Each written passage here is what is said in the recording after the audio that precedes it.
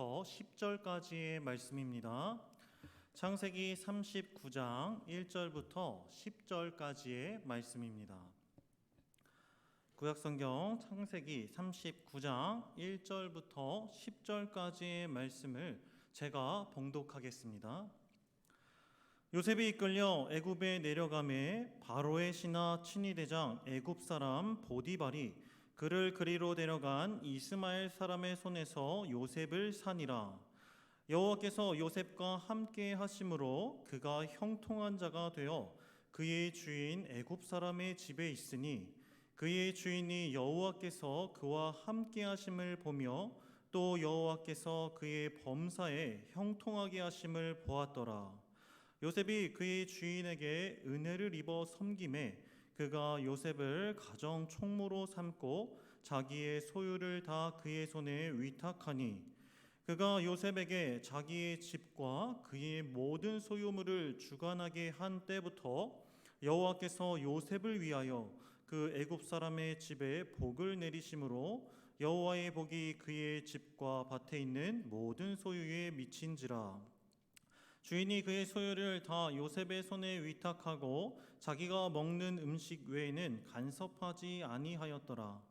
요셉은 용모가 빼어나고 아름다웠더라. 그 후에 그의 주인의 아내가 요셉에게 눈짓하다가 동침하기를 청하니 요셉이 거절하며 자기 주인의 아내에게 이르되 내 주인이 집안의 모든 소유를 간섭하지 아니하고 다 내 손에 위탁하였으니 이 집에는 나보다 큰 이가 없으며 주인이 아무것도 내게 금하지 아니하였어도 금한 것은 당신뿐이니 당신은 그의 아내임이라. 그런즉 내가 어찌 이 큰 악을 행하여 하나님께 죄를 지으리이까. 여인이 날마다 요셉에게 청하였으나 요셉이 듣지 아니하여 동침하지 아니할 뿐더러 함께 있지도 아니하니라. 아멘.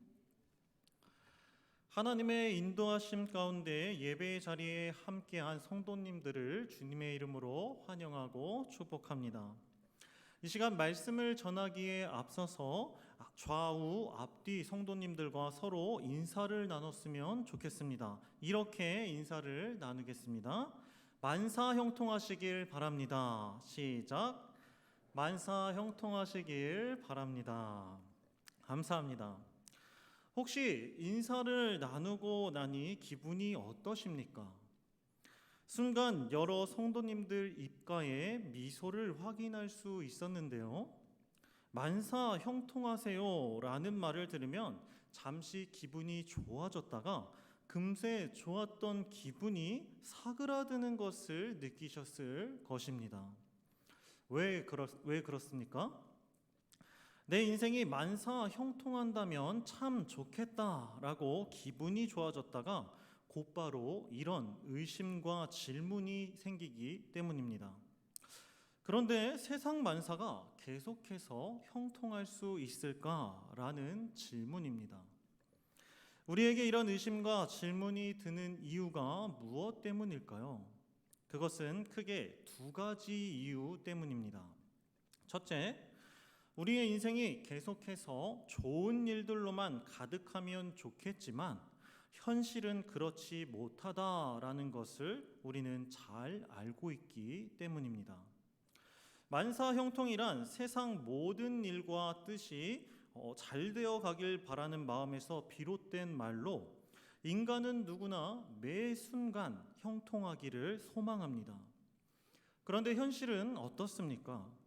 삶을 살다 보면 자기 뜻대로 되지 않을 때가 더 많습니다. 뭐든지 계획한 대로만 된다면 못 이룰 것이 없을 것입니다.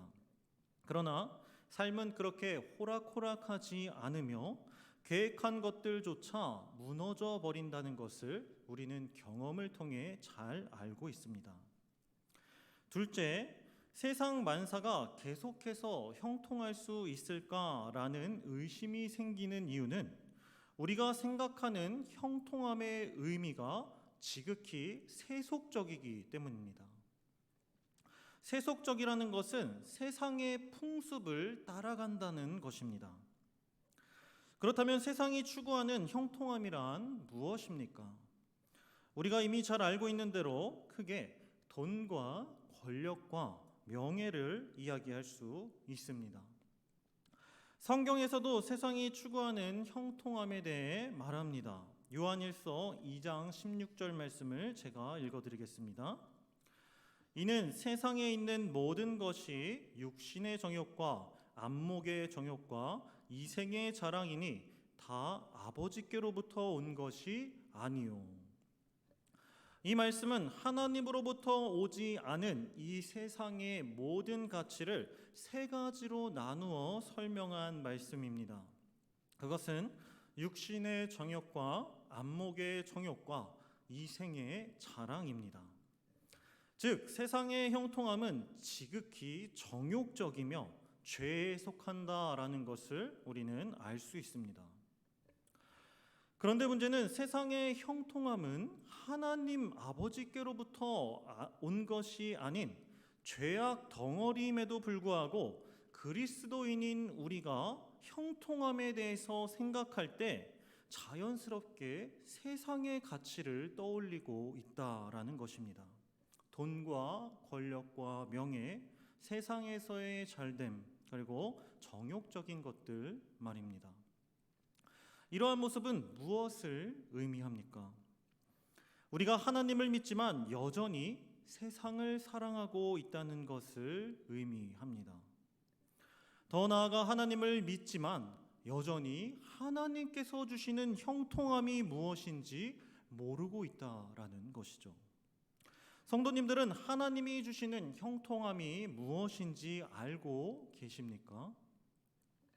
지금까지 하나님을 섬기면서 하나님께서 주시는 형통함이 무엇인지 모르고 세상의 형통함을 바라보는 삶을 살았다면 이제 우리는 하나님이 주시는 형통함이 무엇인지 바로 깨달아야 합니다. 본문 창세기 39장 2절 말씀에서 요셉을 가리켜 형통한 사람이다 라고 말합니다. 오늘 우리는 요셉의 모습을 통해 하나님이 주시는 형통함이 무엇인지, 형통한 삶을 사는 데 필요한 지혜가 무엇인지 함께 생각해 보겠습니다. 먼저 우리는 세상의 형통함과 하나님이 주시는 형통함이 본질적으로 다르다는 것을 분명하게 인식해야 합니다.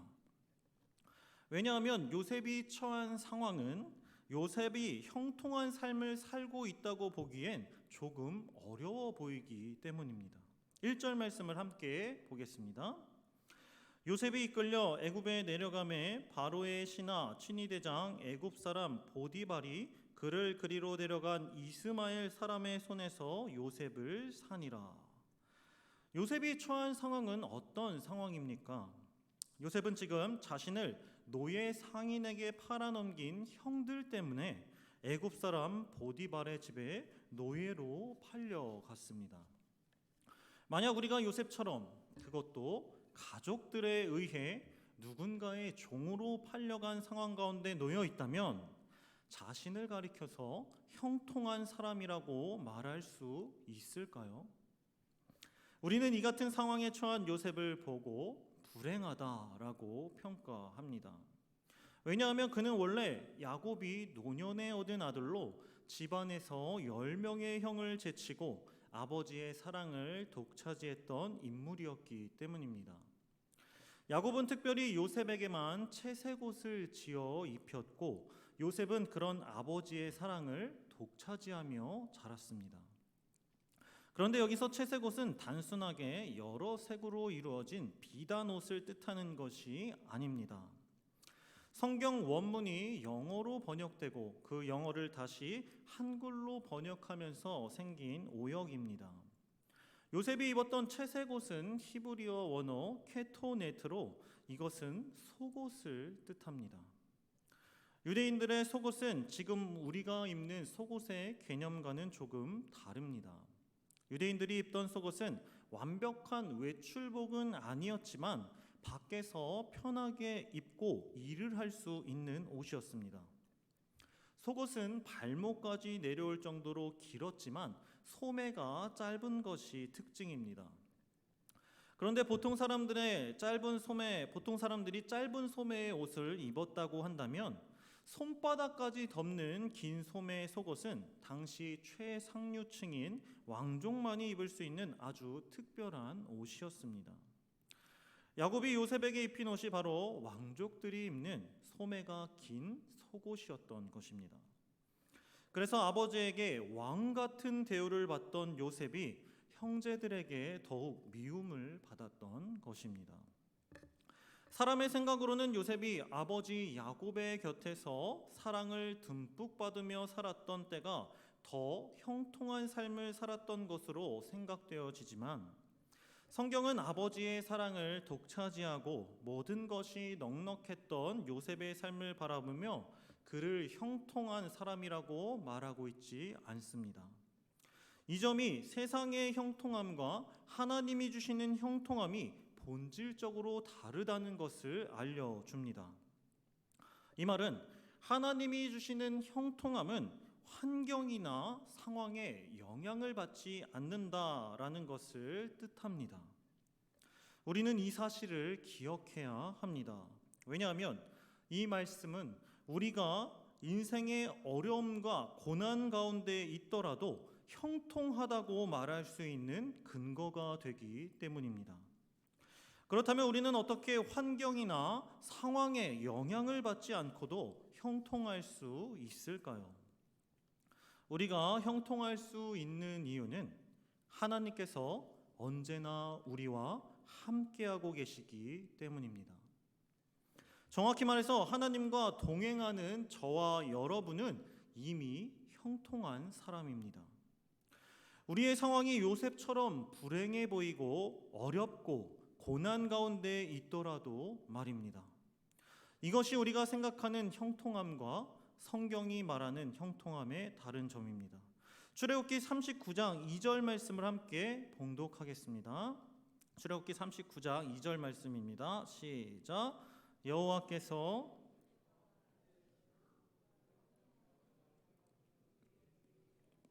집에 있으니. 성경은 요셉이 형통한 이유를 여호와께서 요셉과 함께 하심으로라고 분명하게 알려줍니다. 그리고 창세기 39장 말씀 전체에 걸쳐 여호와가 요셉과 함께 있다라는 구절이 총 4번이나 사용된 것으로 봤을 때 하나님이 특별히 요셉이 형통한 이유를 4번이나 강조하고 계신다라는 것을 우리는 알 수 있습니다. 저는 하나님이 함께 하신다라는 말을 4번에 걸쳐 강조하고 있는 하나님의 모습을 보면서 한 가지를 깨달을 수 있었습니다.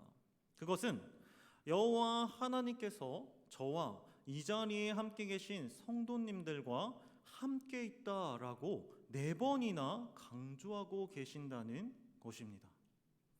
이처럼 하나님이 강조하시는 이유는 무엇 때문입니까? 우리가 하나님이 언제나 우리와 함께 계신다는 임마누엘의 언약을 알고 믿고 있지만 여전히 하나님께서 주시는 형통함을 세상의 가치나 다른 것으로 착각하고 있는 무지함 때문입니다. 우리의 무지함은 하나님이 늘 우리와 함께 계신다는 사실을 잊어버린다라는 것이며 하나님이 함께 계신다는 것이 형통한 삶이라는 것을 모르고 살아간다는 것입니다. 하나님이 언제와 우리와 함께 계신다는 것을 모르는 사람의 삶의 특징이 무엇입니까? 하나님의 능력이 보이질 않습니다. 그래서 어디로 갑니까? 능력이 있는 사람들을 쫓습니다. 은사주의에 빠지거나 누군가 신령하다고 말하는 목사님들을 찾아가 기도를 받고 그 사람을 의지합니다.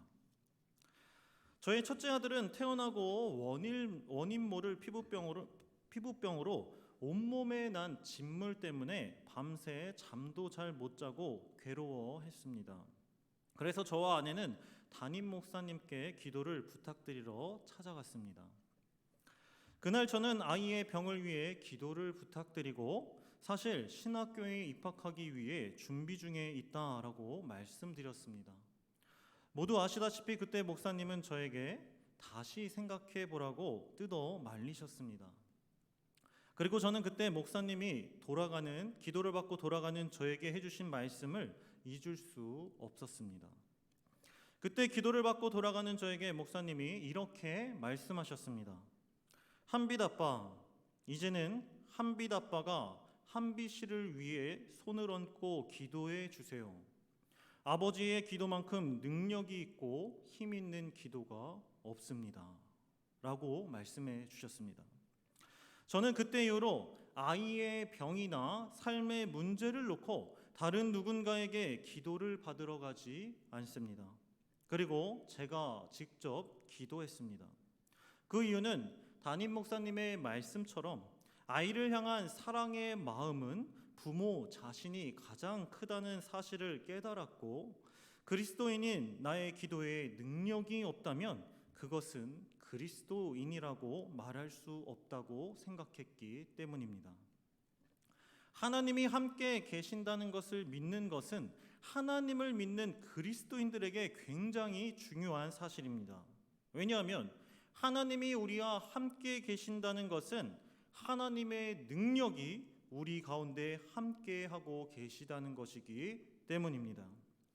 이제는 어떠한 질병과 어려움이 우리 인생에 닥치더라도 자신의 힘으로는 도저히 할 수 없는 일들을 하나님의 능력으로 이겨내게 되는 것입니다. 그리고 어떠한 상황에 처해 있더라도 주님과 함께 형통할 수 있습니다. 사랑하는 성도 여러분, 놀랍지 않습니까? 우리는 하나님이 언제나 우리와 함께 동행한다고 생각하지만 사실 지극히 세상 사람들처럼 자신에게 좋은 일과 기쁜 일이 있을 때만 하나님이 함께 계신다고 생각합니다. 그러나 본문에서 하나님은 우리가 기쁠 때나 슬플 때나 언제나 함께 하신다고 말씀합니다. 하나님은 형들이 요셉을 어떻게 처리할 것인지 다투고 있을 때에도, 요셉이 구덩이에 빠져 있을 때에도, 요셉이 애굽으로 팔려갔을 때에도, 심지어 억울한 누명을 쓰고 감옥에 갇혀 있을 때에도 늘 항상 함께 계셨습니다. 그리고 언제나 요셉과 함께 계시며 그를 형통하게 하셨습니다. 이처럼 하나님은 하나님의 자녀된 우리와 언제 어느 때나 항상 함께 계십니다. 이 사실을 진정으로 믿으시길 바랍니다. 이것이 오늘 여러분들과 나누려고 하는 형통한 삶을 사는 지혜입니다. 하나님이 함께 하시는 사람이 형통한 사람입니다. 정확하게 말하면 하나님이 언제나 나와 함께 하시고 나와 함께 하시는 하나님 때문에 내가 형통하다는 것을 잊지 않고 믿는 사람이 형통한 삶을 살 수 있습니다. 요셉은 그 사실을 잊지 않았습니다. 그것을 창세기 39장 3절 말씀에서 알려줍니다. 창세기 39장 3절 말씀을 함께 봉독하겠습니다. 시작. 그의 주인이 여호와께서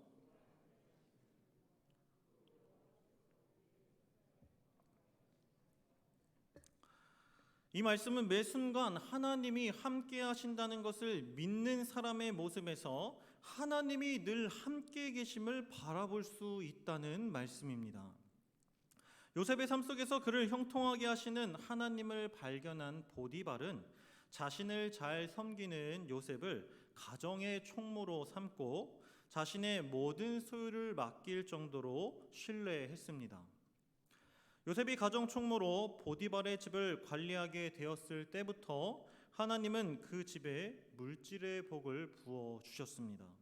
그리고 주인인 보디발 역시 요셉을 형통하게 하시는 하나님을 바라보았다고 성경은 이야기합니다.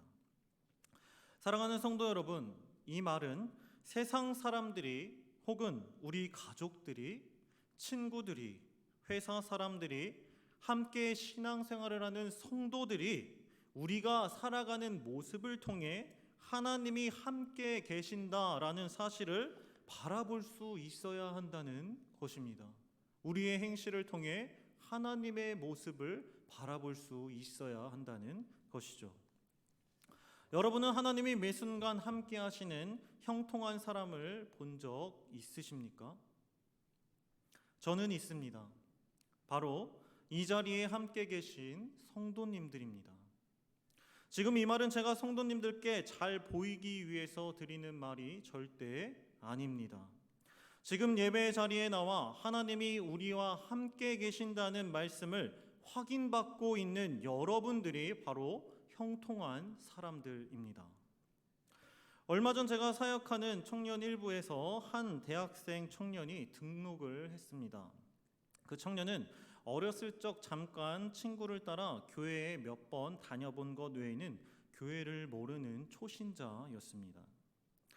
기존 교회를 다니는 청년들과 새가족 교육을 하면 이미 성경 말씀을 잘 알고 있기 때문에 어떤 부분에서부터 시작해도 막힘없이 말씀을 잘 이해하고 나누고 함께 교육을 진행할 수 있지만, 초신자들을 만나게 되면 어디서부터 어떻게 하나님의 말씀을 나눠야 할지 깊이 고민하게 됩니다.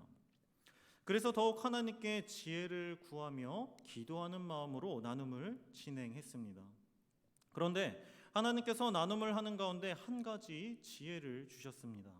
그것은 주일 오후 청년 예배에 나와 함께 새가족 교육을 받고 있는 그 지체가 하나님의 인도하심과 계획하심 가운데 삶을 살아가고 있고, 하나님이 그 청년과 함께 계시기 때문에 지금 이 자리에서 저와 새가족 교육을 나누고 있다라는 마음이었습니다. 그 청년은 오직 하나님의 택하심의 은혜로 형통한 사람의 삶 가운데 들어온 것입니다. 하나님의 창조 역사와 인간의 죄, 그리고 믿음으로 구원받는다는 교리 교육을 마치고 저와 그 청년은 확신할 수 있었습니다. 하나님의 은혜 없이는 지금 우리 둘 다 이 자리에 앉아 있을 수 없다라는 것을 말입니다. 그 말은 지금 이 자리에 나와 하나님을 예배하는 성도님들은 하나님의 인도하심 속에 언제나 하나님과 동행하며 형통한 삶을 살고 계신다는 것입니다. 언젠가 가까운 친구에게 전도를 하려고 이런 질문을 한 적이 있습니다. 너는 너가 죄인인 것을 알고 있니? 라는 질문이었습니다. 그러자 이 질문을 들은 친구는 얼굴이 빨개지면서 내가 왜 죄인이야? 하면서 저를 이상한 사람 취급했던 기억이 있습니다. 그렇습니다. 우리는 우리 자신을 죄인이라고 고백합니다. 이것은 인간의 이성과 지식으로는 절대 고백할 수 없는 지혜와 믿음입니다. 하나님께서 주시지 않는다면 절대 깨달을 수 없는 지혜의 말입니다. 우리는 이 지혜를 말씀을 들음으로 말씀을 통해서 믿게 되었는데, 이 말씀이 믿어진다는 것은 말씀이신 하나님이 언제나 우리와 함께 계신다는 증거입니다. 따라서 성도님들은 형통한 사람들이며 하나님을 예배하고 이웃을 섬기는 모습 가운데 우리와 함께 하시는 하나님을 증거하는 사람들입니다. 한 젊은 육상 선수가 올림픽에서 명성을 얻은 뒤 성공을 거둔 소감을 말하라는 요청을 받았습니다. 그는 이렇게 말했습니다. 하나님께서 발을 내딛는 순간마다 나와 함께 달려주셨기 때문에 제가 최선을 다할 수 있었다고 생각합니다. 스포츠 해설가는 믿을 수 없다는 듯이 선수에게 하나님께서 오늘 당신이 이기도록 도우셨다는 말은 아니지요? 라고 되물었습니다. 그 젊은이는 잠시 생각하다가 다음과 같이 말했습니다. 하나님께서 계시지 않았더라면 제가 오늘 이 자리에 설 수도 없었을 것입니다. 훈련하는 데 필요한 준비도 못했을 것이고, 내가 하고 있는 일에서 최고가 되어야 할 필요성도 깨닫지 못했을 것입니다. 이런 이유들 때문에 하나님께서 나와 함께 달려주셨다고 말한 것입니다. 하나님께서 계시지 않았더라면 나는 오늘 경기에서 이기지 못했을 것입니다. 이 육상 선수의 고백은 우리가 너무도 자주 매일의 삶 가운데 함께 하시는 하나님을 잊어버리고 있다는 것을 깨닫게 합니다. 우리가 살아있다는 단순한 사실에서부터 지금껏 살아온 하루하루의 삶의 기적, 그리고 우리가 가진 재능에 이르기까지 우리는 우리의 삶과 이 세상에서 함께 하시는 하나님의 임재를 이 육상 선수처럼 매 순간 느끼고 고백해야 합니다. 매 순간 우리 삶 가운데 함께 계신 하나님을 인정할 때 우리가 무슨 일을 하든지 동행해 주시는 하나님을 믿고 안심할 수 있습니다. 무엇으로부터 안심할 수 있습니까? 바로 죄로부터 안심할 수 있습니다. 하나님과 함께하는 형통한 사람은 악을 멀리하기 때문입니다. 본문에서 요셉은 보디발의 아내가 매일 동침하자고 유혹할 때 그 말을 듣지도 않고 동침하지도 않았을 뿐더러 함께 있지도 않았다고 말합니다. 요셉이 보디발의 아내의 유혹에 넘어가지 않은 이유가 무엇입니까? 창세기 39장 10절 말씀을 보시길 바랍니다. 여인이 날마다 요셉에게 청하였으나 요셉이 듣지 아니하여 동침하지 아니할 뿐더러 함께 있지도 아니하니라. 보디발의 아내는 용모가 빼어나고 아름다운 요셉에게 단 한 번 유혹하지 않았습니다. 보디발의 아내는 날마다 요셉을 유혹했다고 말합니다. 날마다 유혹함에도 불구하고 요셉이 죄를 뿌리칠 수 있었던 이유는 날마다 하나님이 자신과 함께 계신다는 것을 믿었기 때문입니다. 그러나 삼손과 들릴라의 경우는 어떻습니까? 들릴라는 삼손을 3번 유혹했지만 삼손은 이렇게 생각합니다. 날마다 그 말로 그를 재촉하여 조르매 삼손이 번뇌하여 죽을 지경이라. 날마다 삼손이 번뇌한 이유는 무엇 때문입니까?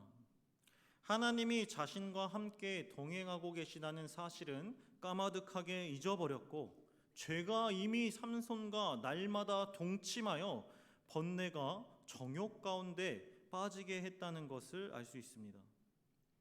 삼손의 사례를 생각해 봤을 때 하나님이 함께 계신다는 것을 믿지 않으면 우리 마음은 날마다 죄와 동침할 수밖에 없다는 사실을 깨닫게 합니다. 우리 마음 가운데 걱정과 염려, 불안이 가득하다면 죄가 우리 마음 가운데 이미 들어와 있다는 것을 깨달으시길 바랍니다. 만약 죄가 우리 마음에 들어와 있다면 빨리 그 마음을 돌이켜 언제나 우리와 함께 하시고 우리를 형통한 삶으로 인도하시는 하나님을 바라보셔야 합니다. 그리고 우리와 함께 하시는 하나님을 날마다 의지하고 신뢰해야 합니다. 그리하여 가족과 이웃 그리고 온 나라에 하나님의 살아계심을 전하고 우리 이웃들을 주님께로 인도하는 저와 사랑하는 성도님들의 형통한 삶이 되길 주님의 이름으로 소망하고 축복합니다. 우리 함께 찬송가 384장 나의 갈 길 다가도록 찬양하시고 기도하겠습니다.